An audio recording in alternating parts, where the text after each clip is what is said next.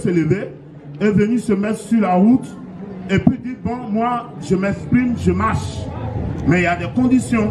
Parce que l'espace public, c'est un espace qui appartient à tout le monde. Donc, on ne peut pas se permettre certaines choses. Alors, donc, c'est dans ce sens que la liberté de manifester est un droit fondamental. Et qu'est-ce que c'est que donc la manifestation? Manifester, c'est un droit qui peut se définir comme une réunion qui est organisée.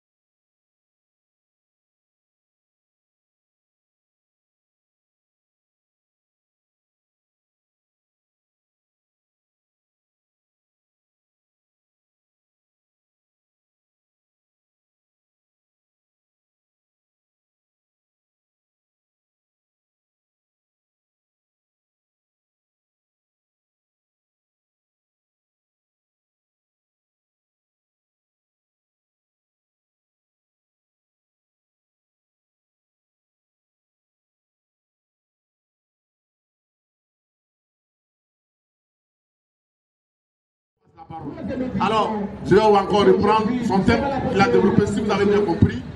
C'est que le responsable politique, quand les gens sont d'accord, doivent se comporter, qu'est-ce qu'ils doivent faire? Je pense que c'est ce qu'il a expliqué. L'ONG fait bien de rappeler à chaque fois qu'il faut avoir de la tolérance.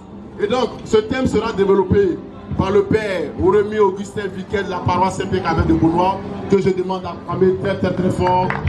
Chers conférenciers, vous avez la parole. Merci.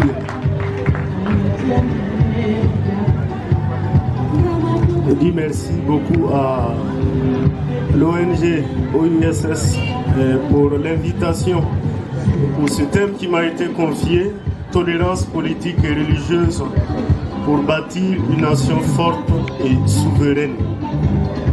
Et je voudrais dans mon intervention commencer d'abord par donner un certain nombre de définitions à quelques mots qui peuvent nous aider à mieux comprendre le thème.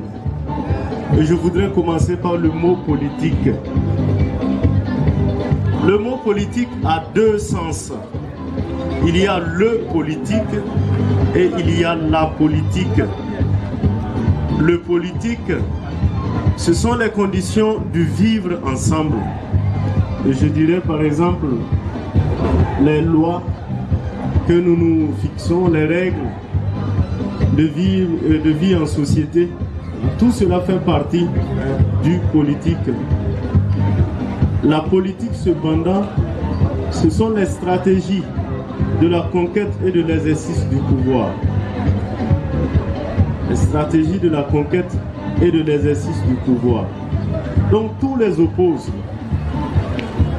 La politique, c'est l'affaire des stratégies collectives ou des tactiques individuelles. On pourrait parler de l'empire des E. On dit souvent, on entend quelqu'un dire le pays, c'est pour eux. On va faire comment? C'est pour eux. C'est eux qui décident. Et effectivement, ils ont tout ce qu'il faut pour régner, pour commander en maître. Ou le royaume du jeu. Et le jeu ici peut être un jeu collectif. Et bien sûr, ça nous fait penser inéluctablement aux partis politiques et autres. Le politique, c'est l'affirmation de l'existence d'un nous. Nous, le peuple. Et au-delà des communautés familiales, régionales, religieuses, et au-delà des identités de genre et d'origine, et en deçà de la communauté humaine en général. Alors, il faut dire que le politique s'intéresse au bien commun et travaille pour le bien-être de tous et œuvre en sorte que chacun se sente chez soi. Et cela est très important. Le politique dit et doit dire, malgré tout ce qui nous sépare et nous divise, nous sommes un. Et donc, on se rappelle que même si nous ne sommes pas du même parti politique, par exemple, même si nous ne sommes pas de la même ethnie, même si nous ne sommes pas du même origine, lui il est sudiste, moi je suis nordiste, on a quelque chose qui nous unit, c'est la nation. Et on tient, et tout ce que nous faisons va dans le sens de la protection et de la préservation du bien commun. Cependant, la politique dit et doit dire que malgré ce qui nous unit, voici ce qui nous sépare, voilà ce qui doit nous diviser. Et donc, en ce moment, même si on est du même pays, même si on est de la même ethnie, de la même religion, et je dirais même de la même famille biologique, voilà ce qui nous divise. Parce que toi tu es de tel bord, moi je suis de tel autre bord. Et donc on ne peut jamais s'entendre, on ne peut jamais se comprendre.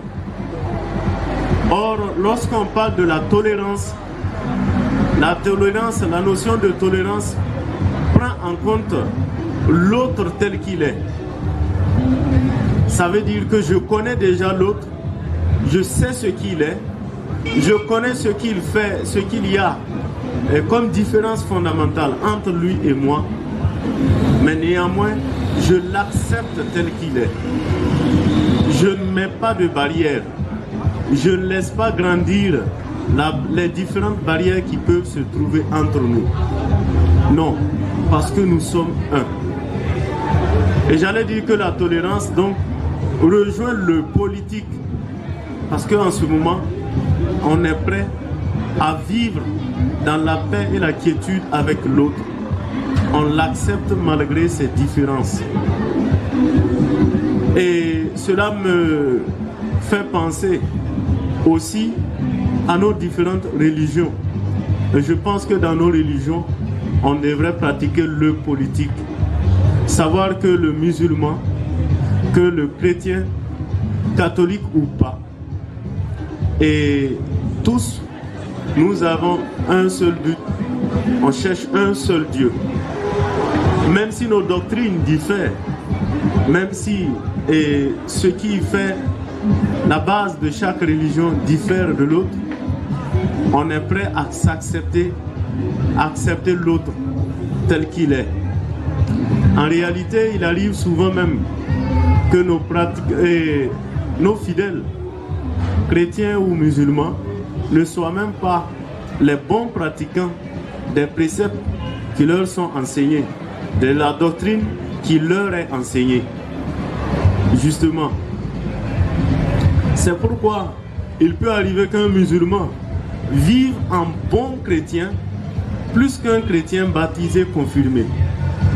Il peut arriver justement aussi qu'un bon chrétien, qu'un chrétien vive en bon musulman mieux que le musulman qui va toujours à la mosquée et qui écoute les prêches de l'imam.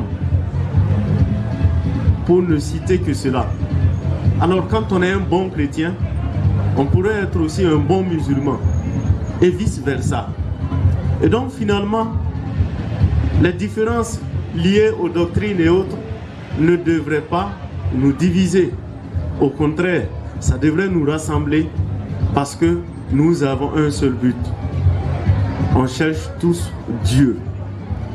Et donc au moins sur ce plan, on devrait s'entendre, accepter l'autre avec sa religion et permettre à l'autre de pratiquer sa religion comme il le faut. La liberté religieuse. Et donc tout cela rentre dans le cadre de la tolérance. L'autre, je sais très bien ce qu'il est. Je sais ce qui est enseigné chez lui dans son lieu de culte. Voilà. Mais je l'accepte tel qu'il est. Et donc tout cela va nous permettre de promouvoir le vivre ensemble, de travailler en sorte que notre vivre ensemble puisse être toujours pacifique et que chacun soit toujours épanoui. Et donc la tolérance politique, la tolérance religieuse constitue le ciment d'une bonne cohésion sociale, d'un vivre ensemble pacifique. Et tant qu'on n'est pas prêt à accepter l'autre, à tolérer l'autre dans ce qu'il est, à l'accepter dans notre vie comme ce qu'il est, ça sera difficile. Parce que finalement, même dans la même famille, on peut se retrouver avec plusieurs partis politiques, plusieurs bords, chacun prêche pour son église comme on le dit. Et si on ne fait pas attention, même la famille, la cellule familiale peut être divisée à cause de cela. Parce qu'on n'est pas prêt à accepter l'autre tel qu'il est. Et je voudrais donc inviter tout le monde, et en l'occurrence les chrétiens, à faire la politique. Nous devons faire la politique. Si nous ne faisons pas la politique, c'est la politique qui nous fera. Donc, et ça n'a rien de contraire à la vie du chrétien. Ça n'a rien de diabolique, comme souvent on veut le faire penser. Non, la politique c'est une mauvaise chose. Et on ne doit pas s'en mêler. On ne doit pas s'y mettre. On ne doit pas s'engager. Non, c'est faux. Le chrétien catholique, en l'occurrence, est appelé à faire la politique et doit faire la politique. Il doit œuvrer pour une société paisible là où il est dans son milieu. Et c'est pourquoi l'Église catholique est à son niveau, c'est ce que je maîtrise le mieux, incite les citoyens chrétiens catholiques à prendre une part active à la vie politique, voilà, de là où ils sont, du haut de leur position.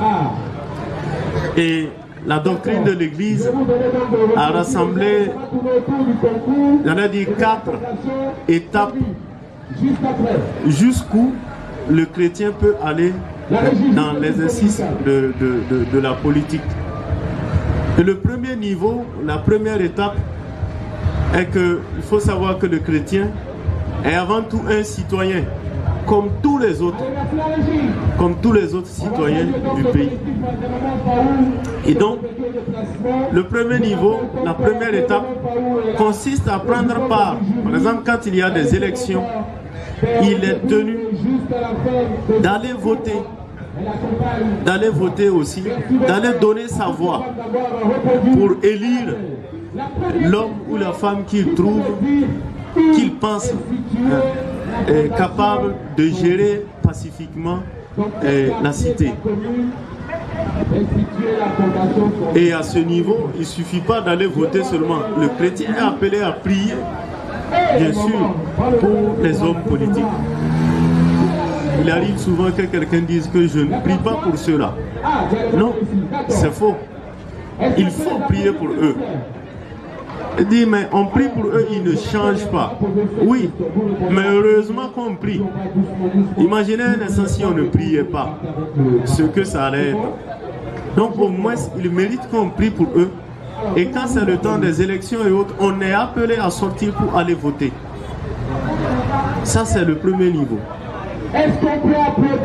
Le second niveau concerne, et au-delà du vote que je vais faire, les chrétiens peuvent construire des centres de recherche pour éclairer leurs frères et sœurs dans la vie politique.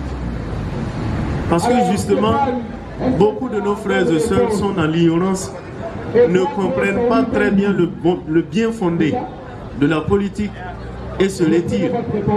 Et donc c'est pourquoi, étant chrétien catholique, si j'ai les moyens et si j'ai fait des études allant dans ce sens, je peux construire des centres de recherche qui peuvent amener les gens, éclairer davantage les gens, mes frères et sœurs, sur la vie politique.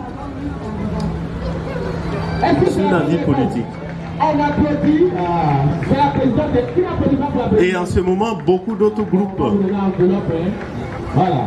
Ça, c'était donc la deuxième question.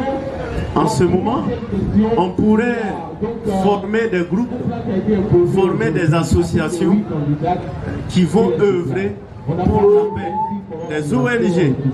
Et j'allais dire que ce que par exemple l'OISS fait, c'est digne du chrétien. C'est le chrétien qui le fait. Le chrétien peut le faire et il doit le faire. Et ça permet justement d'éclairer les uns et les autres qui ne comprennent pas. Ce que l'animateur disait au début, malgré les efforts qui sont faits, certaines personnes ne sont pas encore au parfum, ils ne comprennent pas. Ça fait que bon, ils jouent au sourd et ne veulent pas avancer. Ils créent des troubles et autres, tout ça. Donc, avec des organes, des groupes comme l'OIS, ça permet d'éveiller les consciences et autres. Donc ça fait partie de la vie du chrétien aussi. C'est une façon pour nous de montrer qu'on est croyant.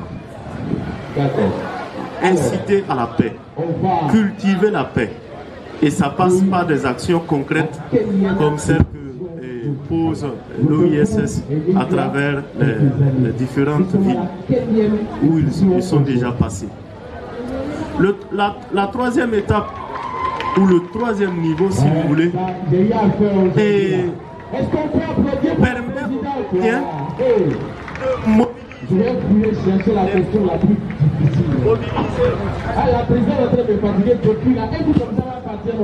de mobiliser leurs frères et sœurs pour une marche. Les chrétiens catholiques peuvent le faire. Mobiliser les gens pour marcher, par exemple, pour la paix. Et marcher contre la vie. Le chrétien catholique peut le faire. Et ce que j'ai eu à citer, le premier, le deuxième et ce troisième niveau-là, il faut dire que même le prêtre peut le faire. Le prêtre doit le faire. Et l'exemple typique qu'on pourrait citer en ce moment, c'est l'exemple du Congo.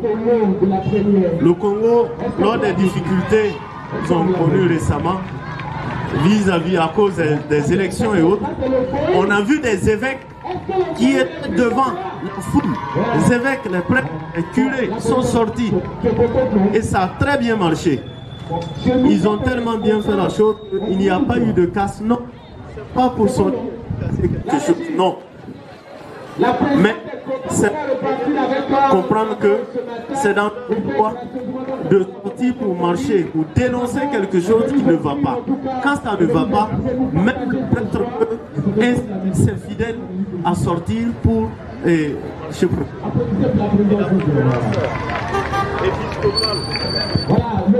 la conférence épiscopale congolaise l'a bien compris et ils ont fait des marches pour pouvoir ramener les dirigeants à l'ordre. Et effectivement, ça a bel et bien marché.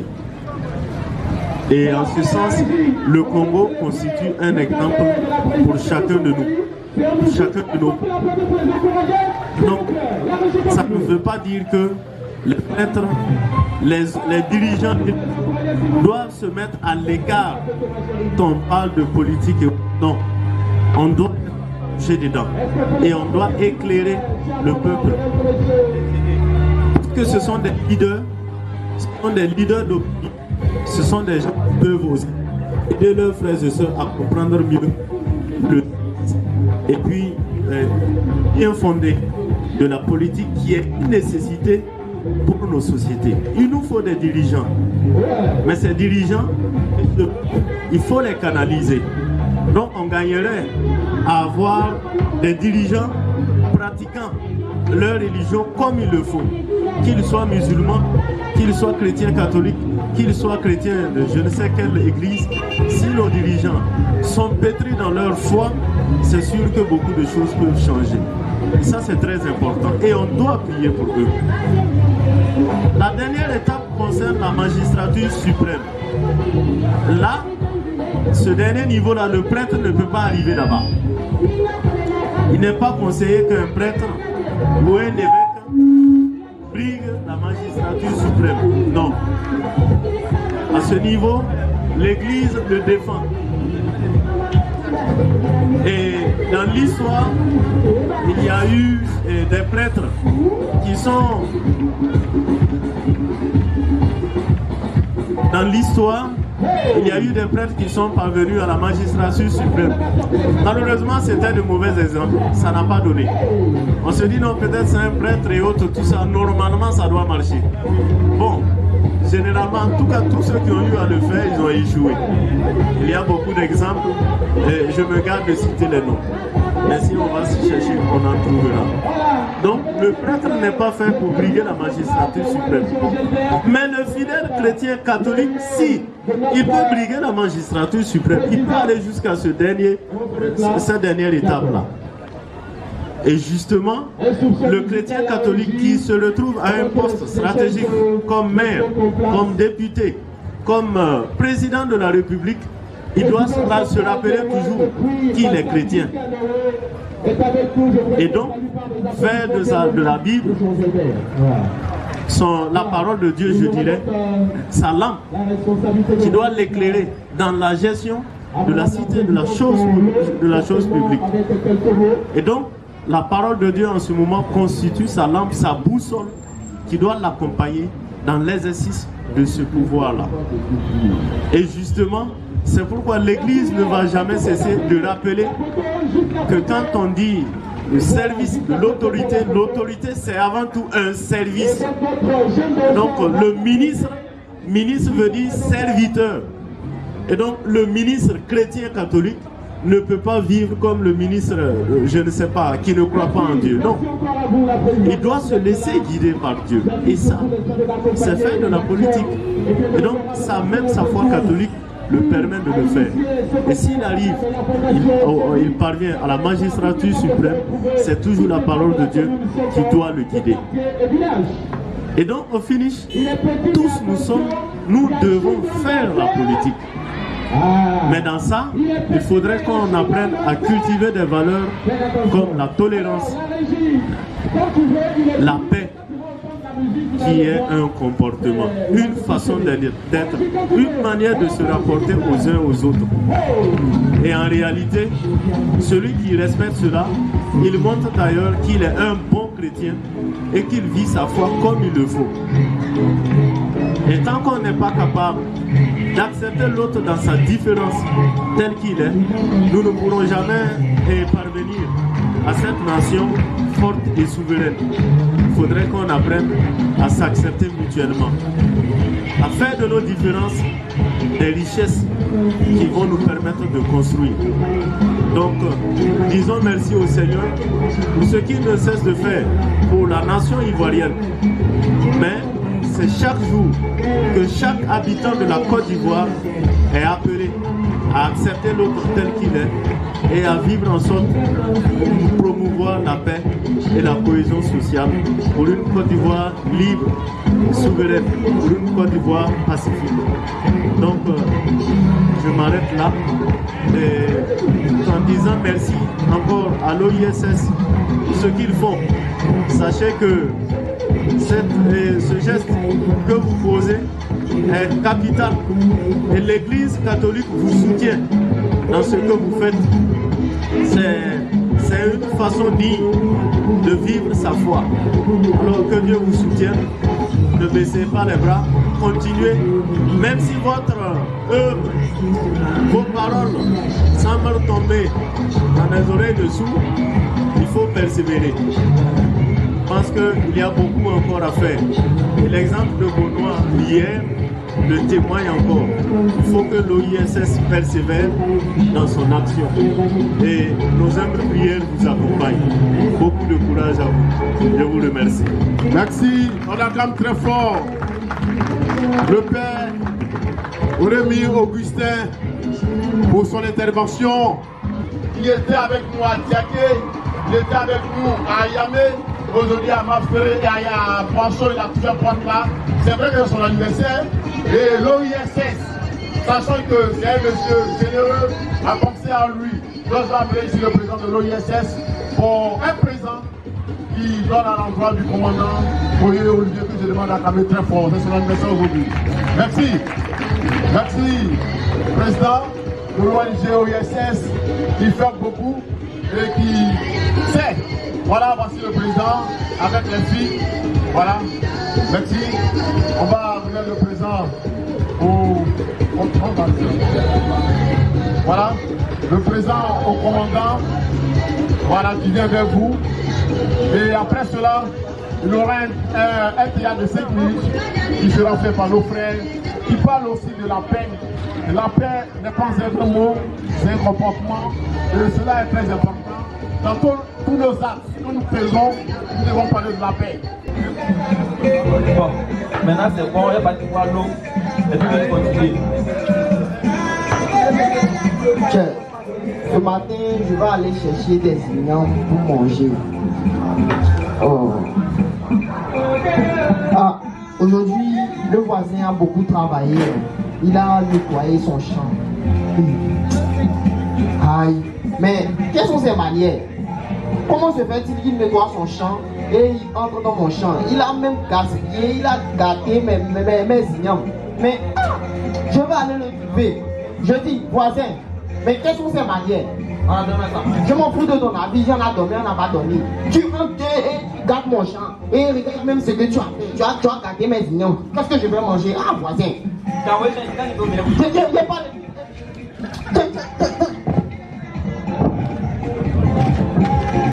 Papa, tu as vu le voisin? Qu'est-ce qui s'est passé? Il a gâté mes signaux, et il m'a même frappé. Il t'a frappé. Touche un peu. Voilà, je vais lui montrer ce qu'on fait avec. Je vais lui montrer. J'ai frappé 3,4 personnes. 3,4 personnes parce que j'ai carré une grossesse. Il est où? Ok, alors là-bas, alors.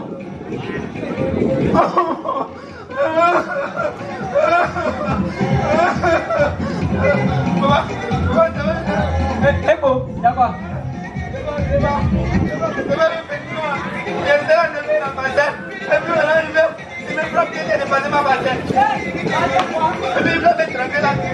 Est-ce qu'il me connaît? C'est moi qui tué Rambo. C'est clair que le ciel. T'as vu, c'est ça, il l'a tué.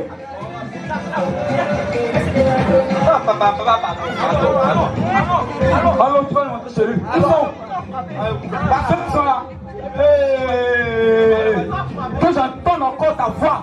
Si tu as crié sur mon fils encore, et si tu l'as frappé, je vais frapper vous deux. Attends, pas me laisser.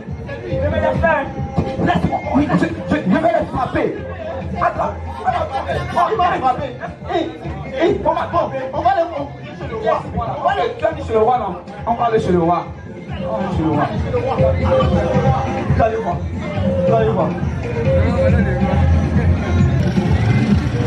Le roi, bonjour. Longue vie à vous.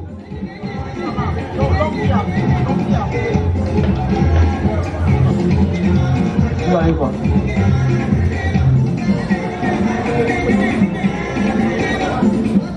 Bonjour mes chers enfants. Bonjour papa. Qu'est-ce qui vous amène ce matin? Hein? Ceux-là, ils sont pas bons. Quand ils sont quittés dans leur pays pour venir ici là, ils n'ont pas envoyé terre. Hein? Ils n'ont pas envoyé terre. Nous, notre petite parcelle qu'elle a, ils veulent forcément toucher tout. Justement, moi je suis parti, il a serré mon cou. Il a serré mon cou. Non, c'est tout. C'est pour ça qu'on les a envoyés ici. Il faut les chasser. On n'a pas parti.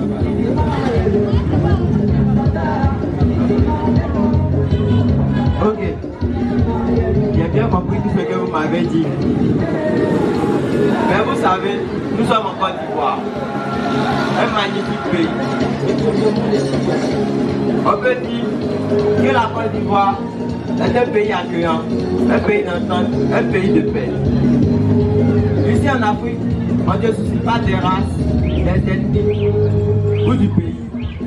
Nous sommes tous amis, frères, nous sommes tous camarades. Bien vrai, vous avez eu un malentendu. Mais fermez les yeux sur ce qui s'est passé et faites la paix.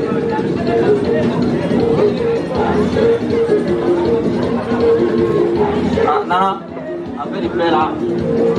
Non, il n'est pas bon, Ils ne sont pas bons même. Pourquoi ils me m'étrangler?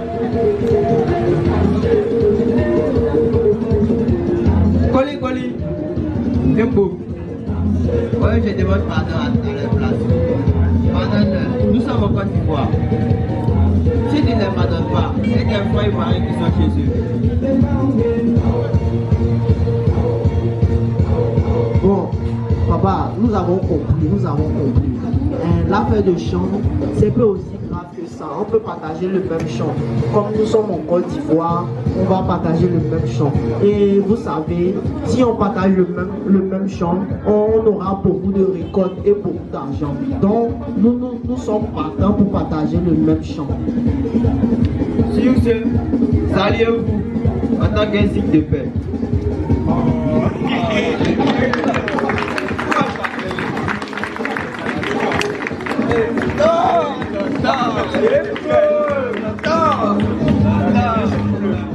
Le chef d'escadron Cognier, le commandant de compagnie de la mairie à Boisson.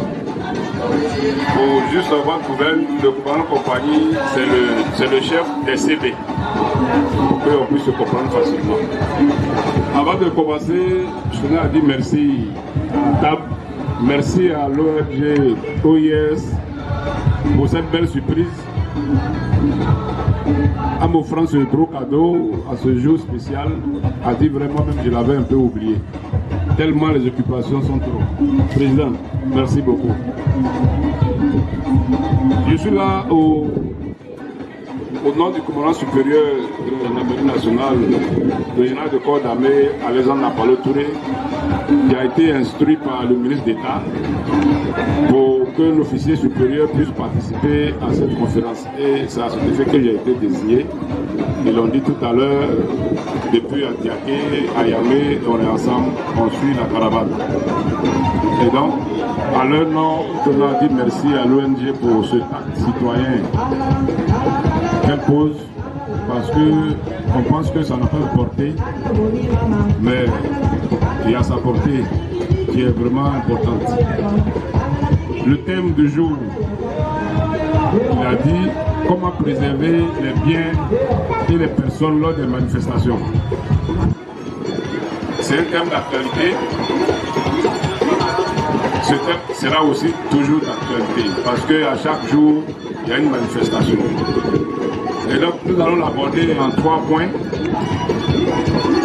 D'abord, nous allons voir les mesures préventives.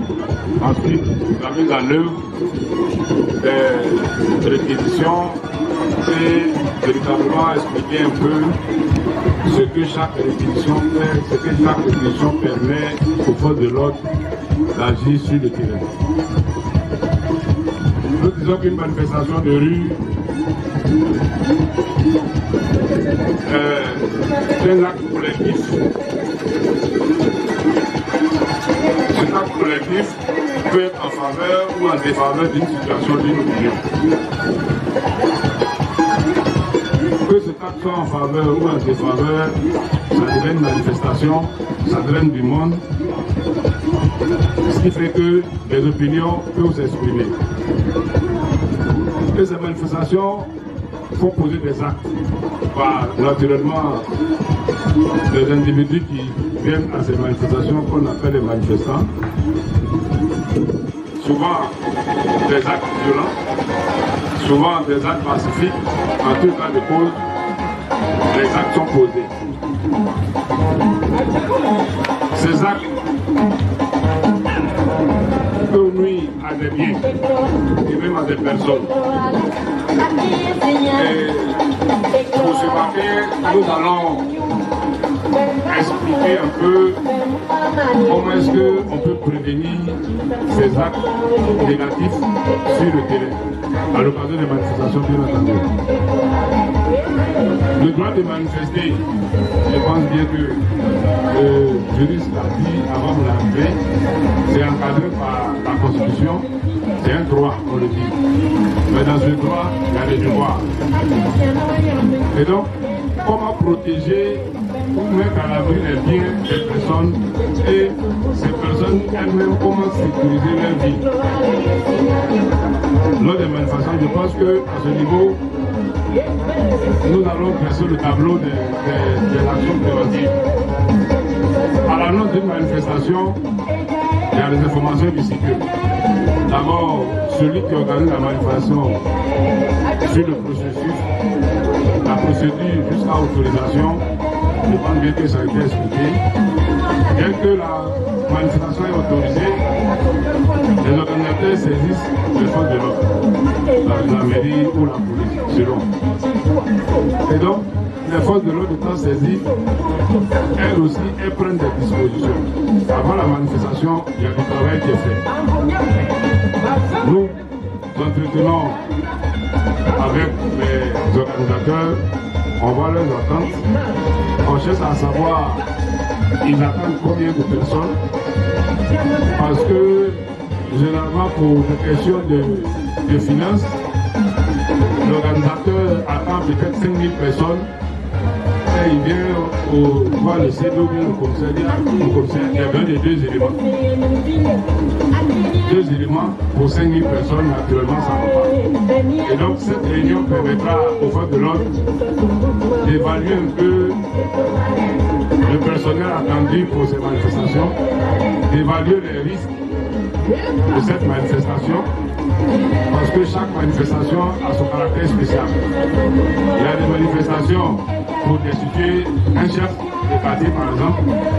Une telle manifestation n'aura pas la même ampleur que l'organisation d'une fête de l'anniversaire, je vous crois au mot. Donc, en fonction de l'impact que cette manifestation peut poser sur l'environnement, sur la population, les dispositions sont prises par les forces de l'ordre. Parce qu'au final, c'est de préserver coûte que coûte les personnes qui le viennent. Quand il y a une manifestation, il y a toujours des zones de sécurité contenues où ceux qui viennent à la manifestation, qui ont des véhicules, qui ont des engins, un parc sur lequel le mec qui est sous la surveillance des forces de l'ordre. Ça, c'est au niveau pratique. Mais du chemin de domicile jusqu'au lieu de la manifestation, il peut y avoir des situations où ces 9 personnels citoyens qui viennent assister sont agressés. Comme je le dis, généralement on voit ça dans les manifestations politiques. Je suis du parti X, je ne suis pas du parti Y. En fonction de la couleur de mon habit, on m'attribue un parti. Et ça, c'est en Côte d'Ivoire. Et donc, quand on traverse, en fonction de l'habit que le citoyen a porté, il y a des rues qu'il ne peut pas emprunter dans la ville. Il faut le sécuriser. Jusqu'à ce qu'il arrive à bon port. Pendant la manifestation, pour sécuriser ceux qui sont venus faire la manifestation et ceux qui ne font pas la manifestation qui sont derrière. Mais après la manifestation, il est bon et il est recommandé de sécuriser le retour des manifestants. C'est en cela que souvent, parce que les forces de l'ordre ont pu canaliser le départ et le site, comme les adversaires n'ont pu rien faire, ils ne déportent pas, ils attendent le retour des manifestants. Et généralement, quand on finit, en venant, on vient peut-être à l'heure, parce que la manifestation commence à 20h, bien à 10h. Mais en retournant, on ne retourne pas ensemble. Il y a des gens à mi-chemin qui sortent des salles, il y a des gens qui vont jusqu'à la fin, il y en a qui prolongent même leur séjour. Et donc, il nous revient une fois de l'ordre de jalonner tous ces parcours pour pouvoir sécuriser les biens et les personnes qui ont participé à ces manifestations. Quand ces réquisitions sont données, comme je disais tantôt, la mise en œuvre des pommes. Le maintien de l'ordre qui vient s'imposer, qui a une défense, une mission de défense civile, je l'ai dit tantôt, appartient à l'autorité administrative, rentre en jeu. Et à la matière, c'est ce que nous faisons quand on est en école, on est formé pour ça. Généralement, on trouve que les forces de l'ordre ne réagissent pas vite, mais on le dit souvent, celui qui sait qu'il a la force ne donne pas le premier coup de poing. On dit force reste à la loi. Donc, nous on observe, on prévient, on parle, on discute. Souvent, la population ne comprend pas ce qu'on fait, mais l'usage de la force vient en dernier recours. L'usage de la force vient en dernier recours. Notre mission principale, ce n'est pas pour descendre sur le terrain et puis commencer à gazer. Non. On descend pour encadrer les manifestations. Maintenant, si la manifestation n'a pas été autorisée, parce que ça arrive, il y a des gens qui pensent qu'ils ont le droit de faire ce qu'ils veulent. Ils adressent un courrier à M. le maire ou bien à M. le sous-préfet qui répond par la négation, en négatif du moins. Il dit votre manifestation n'est pas autorisée. Normalement, quand l'autorité te dit ça, tu soussois à la manifestation. Mais ce qu'on a l'habitude de voir, le sous-préfet a dit non. Mais eux, les organisateurs, ça va se réorganiser là-bas pour dire demain, on va le faire. En ce moment, nous sommes là, nous sommes les forces de l'ordre. Dès lors que l'autorité qui est responsable de l'ordre dit d'annuler la manifestation, nous avons pour mission de venir mettre fin à la manifestation. Voilà.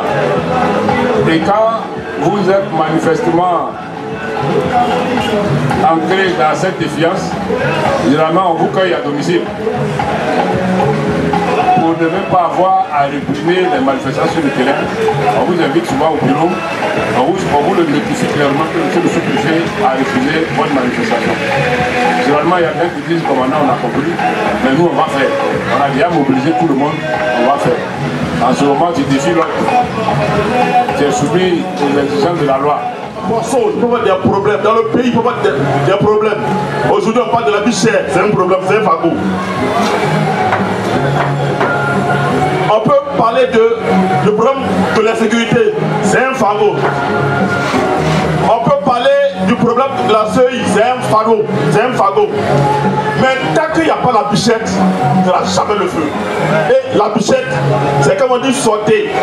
Et quand on sort, c'est pour aller casser. On met le feu dans le pays. Nous sommes